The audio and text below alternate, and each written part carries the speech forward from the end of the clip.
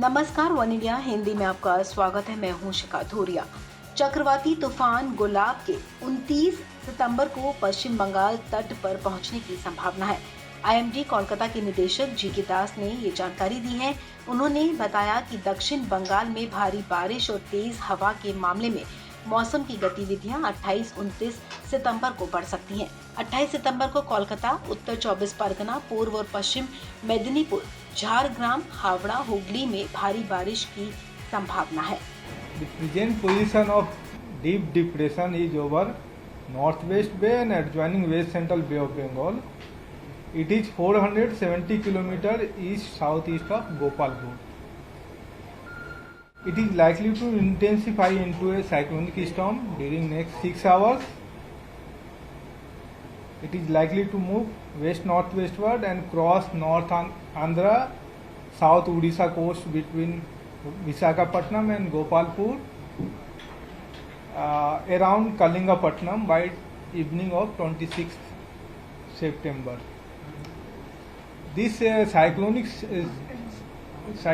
storm will not have any direct impact over the states of West Bengal, except fishermen, which has been told that they should not venture into the sea from 25th onward till further notice.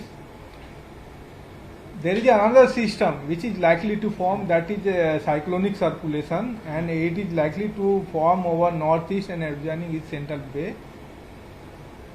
In subsequent 24 hours, it will be a low pressure area and likely to reach West Bengal coast around 29 September. आपको बता दें, इससे पहले शनिवार को IMD ने बताया था कि बंगाल के उत्तर पश्चिम और उससे सटे पश्चिम मध्य खाड़ी पर गहरा दबाव है, जो कि पश्चिम की तरफ बढ़ गया है और तूफान गुलाब तेज हो गया है। नेशनल डिजास्टर रिस्पांस फोर्स के मुताबिक 13 टीमों को ओडिशा में और 5 को आंध्र प्रदेश में तैनात कर दिया गया है। इसके साथ ही आंध्र प्रदेश के विशाखापत्तनम, विजयनगरम और श्रीकाकुलम जिलों के निचले इलाकों से करीब 86,000 परिवारों को राहत शिविरों में स्थानांतरित करने की योजना है। इसके साथ ही मछुआरों को 27 सितंबर तक समुद्र में नहीं जाने की सलाह दी गई है। सरकार की तरफ से श्रीकाकुलम में एनडीआरएफ की 2 दलों की तैनाती कर दी गई है। वहीं विशाखापत्तनम में भी एनडीआरएफ की एक टीम को तैनात किया गया है। चक्रवाती तूफान के 29 सितंबर को बंगाल तट पर पहुंचने के आसार हैं। मौसम विभाग का कहना है कि दक्षिण बंगाल में भारी बारिश और तेज हवा के मामले में मौसम की गतिविधियां 28 से 29 सितंबर को बढ़ सकती हैं। इस खबर में फिलहाल इतना ही। तमाम अपडेट्स के लिए आप बने रहें वन इंडिया हिंदी के साथ।